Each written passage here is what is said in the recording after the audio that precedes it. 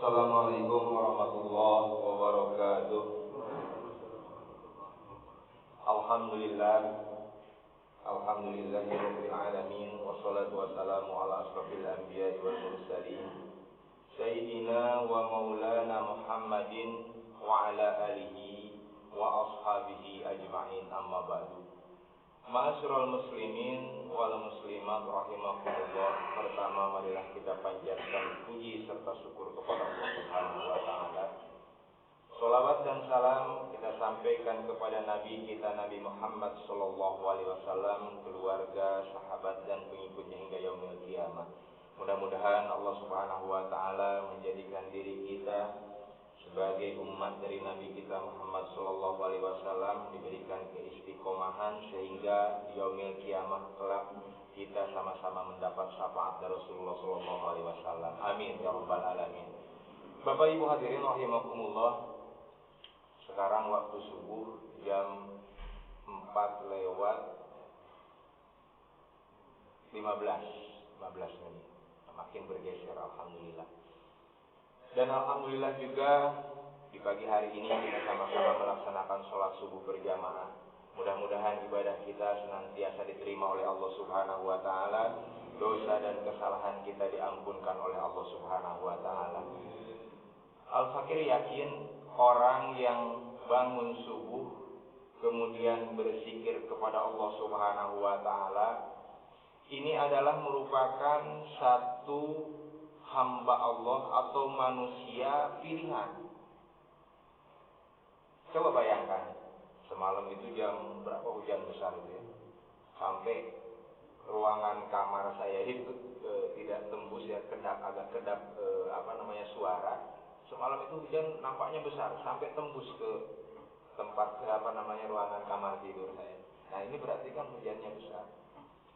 Nah sampai saat ini masih gerimis, masih hujan, tetapi kita bersemangat untuk menuju ketakwaan kita kepada Allah Subhanahu wa taala. Tetap kita melaksanakan sholat subuh berjamaah. Kenapa saya katakan orang pilihan yang bangun di waktu fajar atau sebelum fajar, kemudian sholat, berzikir, berdoa, memohon kepada Allah Subhanahu wa taala. Ini pilihan. Tidak sedikit yang sekarang bangun. Tadi bahkan jam 3 atau setengah 3 banyak yang bangun. Tapi mau ngapain? Ada yang ke pasar, ada yang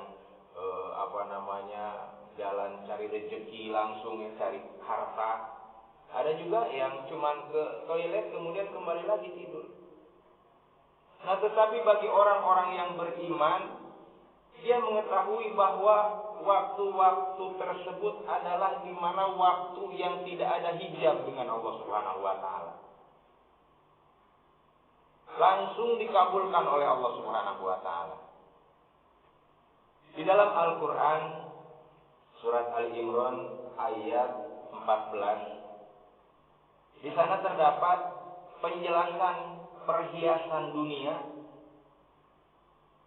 dan siapakah orang yang bertakwa atau ciri-ciri orang yang bertakwa. Allah Subhanahu wa taala berfirman di dalam Al-Qur'an surat Al-Imran ayat 14 dimulai, A'udzu billahi minasyaitonir rajim. Zuyyina lin-nasi hubbus syahawati minan nisa'i wal banina wal qanatiril muqantarah minaz zahabi wal fiddati wal khailil musawwamati wal an'ami wal hars. Dzalika mata'ul hayatid dunya wallahu indahu husnul ma'ab. Allah Subhanahu wa taala menjelaskan tentang kesenangan-kesenangan dunia. Di sini yang Allah Subhanahu wa taala sebutkan, siapapun yang memandang, kata Allah, dijadikan terasa indah pada pandangan manusia terhadap apa yang diinginkannya. Artinya nafsu manusia itu lebih cenderung cinta, cenderung senang, cenderung di dalam pikirannya akan merasa bahagia terhadap kategori-kategori yang disebutkan oleh Allah Subhanahu wa taala tersebut. Yang pertama perhiasan, yang disebut oleh Allah Subhanahu wa taala ataupun kesenangan di dalam ayat ini adalah minan nisa. Yang pertama adalah perempuan. Jadi perempuan ini, wanita ini bagi laki-laki adalah merupakan satu perhiasan yang pertama oleh Allah Subhanahu wa taala sebut. Kalau Allah Subhanahu wa taala menyebut ada urutan 1, 2, 3, 4 ini adalah mempunyai makna. Berarti ada inti lebih ini terhadap perempuan ini. Subhanallah, orang ya kadang-kadang kalau diuji oleh harta dia masih lulus. Dihina oleh orang masih lulus. Tetapi begitu diuji oleh perempuan, kelepek kayak seperti itu. Kebanyakan itu seperti itu, kebanyakan, tetapi banyak juga yang berhasil. Minan nisa, sehingga Rasulullah Shallallahu Alaihi Wasallam bersabda, ad-dunya mata wa khairum mata'u mar'atun soleh. Sesungguhnya dunia ini adalah perhiasan, dan sebaik-baiknya perhiasan yang paling baik adalah mar'atun soleh, istri yang solehah, ya, mar'atun solehah, jadi perempuan yang soleh. Minan nisa, kata Allah Subhanahu wa taala. Kemudian yang kedua, perhiasan yang cenderung kita cintai, wal banin, dan anak-anak. Ini kalau kita cari duit, Pak, kalau ditanya, buat siapa sih? Buat siapa kita nyari duit? Buat istri dan anak. Terutama anak. Wah, semua buat anak, ini buat anak, sampai rumahnya kita siapkan, kendaraannya kita siapkan, segala macam kita siapkan. Bagus apa bagus? Bagus. Tetapi ada kewajiban yang harus betul-betul kita taati perintah dari Allah Subhanahu wa taala, adalah wa'mur akhlaka bis-shalah wastabir 'alaiha. Perintahkanlah anakmu dan keluargamu dari sholat, wastabir 'alaiha, dan hendaklah bersabar. Jadi ada kewajiban yang lebih utama ketimbang kita mempersiapkan hartanya, rumahnya, tempat tinggalnya, pendidikannya. Tetapi ada kewajiban yang kelak akan dituntut oleh Allah Subhanahu wa taala, adalah ilmunya.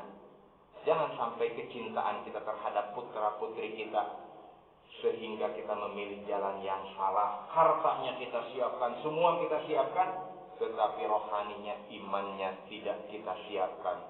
Ini akan menjadi pertanggungjawaban yang besar. Dan Allah Subhanahu wa taala menyebut perhiasan yang kedua, wal banin. Kemudian yang berikutnya, wal qanatiril muqantar, dan harta yang berlimpah.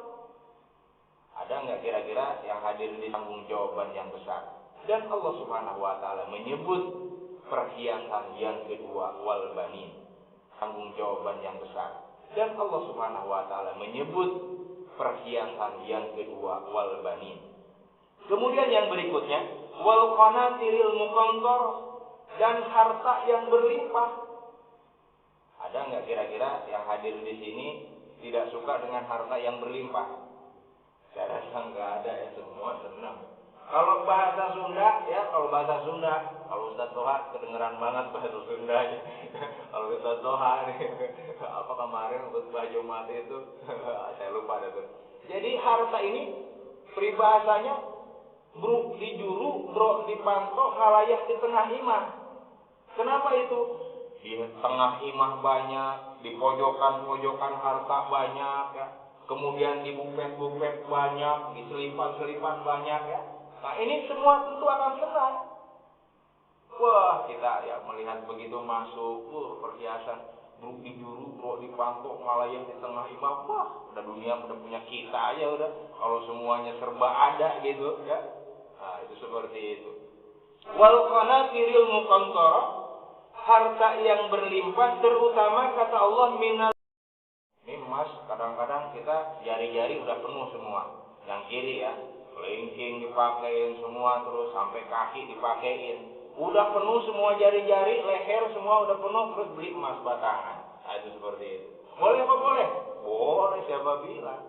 Tetapi kembali kecintaannya kita terhadap harta ini, jangan sampai melalaikan kehidupan kita bekal untuk kelak di negeri akhirat. Minal fidzati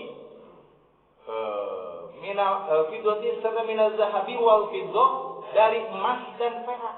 Perak juga sama ya. Kalau bapak-bapak itu ikat cincin apa pakai perak semua, dan harga perak pun juga lumayan besar juga. Minal zahabi wal fiddah wal khailil musawwamati, serta kuda pilihan. Ini kuda pilihan ini kalau di zaman dulu nggak ada Mercy, nggak ada Pajero, nggak ada nggak ada Ferrari, nggak ada. Wal khailil musawwamati adalah kuda pilihan. Kalau kuda pilihan di zaman Rasulullah itu ada kuda yang memiliki gelang di kaki putih. Nah, itu paling mahal. Kalau sekarang mungkin Ferrari lah, itu seperti itu yang paling mahal. Nah, jadi intinya adalah ujian ataupun perhiasan yang berikutnya adalah kendaraan. Nah, ini kita udah punya Pajero, pengen apa lagi? Wah, nggak apa merek-merek mobil ya. Biasa ya seperti itu. Mulai dari yang paling kecil kita kebeli, setelah kebeli padahal belum kepake itu, belum 3 tahun, belum 5 tahun. Wah, ganti lagi karena nafsu, bukan karena kebutuhan gitu kan. Ada juga orang ganti karena kebutuhan. Tadinya enggak metik karena kakinya sakit, ya beli metik, dia tukar, itu kebutuhan. Tetapi ada juga orang yang tadinya biasa-biasa saja, begitu ada model baru, ini karena model keluar, itu dijual lagi. Ada apa enggak kira-kira? Banyak. Dilarang? Enggak dilarang. Tetapi jangan sampai cintanya terhadap harta melebihi cintanya kita kepada akhirat, kepada diri kita sendiri. Wal khailil musawwamati wal an'am, dan binatang ternak, wal hars, dan sawah ladang. Ini bisa ditafsirkan perusahaan, kemudian kebun-kebun dan lain-lain sebagainya. Cinta kita terhadap Allah, terhadap harta. Kata Allah di ujung akhir ayat ini, wallahu indahu husnul ma'ab. Sesungguhnya sebaik-baiknya tempat kembali di sisi Allah itu adalah Allah Subhanahu wa ta'ala. Di sisi Allah lah sebaik-baiknya tempat kembali. Semua itu adalah perhiasan dunia, perhiasan yang menyenangkan kita, yang itu semua akan menghantarkan kita, bisa jadi menghantarkan ke surga, bisa juga menghantarkan ke neraka, bisa jadi. Semua itu perhiasan. Maka insya Allah ketika kita menanamkan keimanan, ketakwaan kita kepada Allah, memupuk hati kita dengan betul-betul bersungguh-sungguh, maka Allah Subhanahu wa ta'ala akan membimbing kita menggunakan harta kita, menggunakan amanah kita, menggunakan segala sesuatu yang Allah Subhanahu wa ta'ala berikan terhadap kita. Maka itu akan menjadikan diri kita, harta semua mendorong kita ke surganya Allah Subhanahu wa ta'ala. Amin ya rabbal alamin. Ini sebetulnya paketnya masih banyak nih, masih 4 ayat, cuman udah 15 menit. Subhanallah, ya berlanjutlah di Rabu yang akan datang insyaallah ya. Itu hanya penjelasan tentang harta, tentang perhiasan, kesenangan-kesenangan. Nanti ada penjelasan orang yang bertakwanya siapa. Salah satunya adalah orang yang bertakwa adalah wal mustaghfirina bil ashar. Ini Allah Subhanahu wa ta'ala sebutkan. Orang yang memohon kepada Allah di waktu sebelum subuh, dia menangis kepada Allah, dia memohon kepada Allah, dia bertaubat kepada Allah, maka insya Allah itu adalah ciri orang yang bertakwa. Coba kita, bisa nggak kita menangis di waktu sebelum subuh? Coba dites.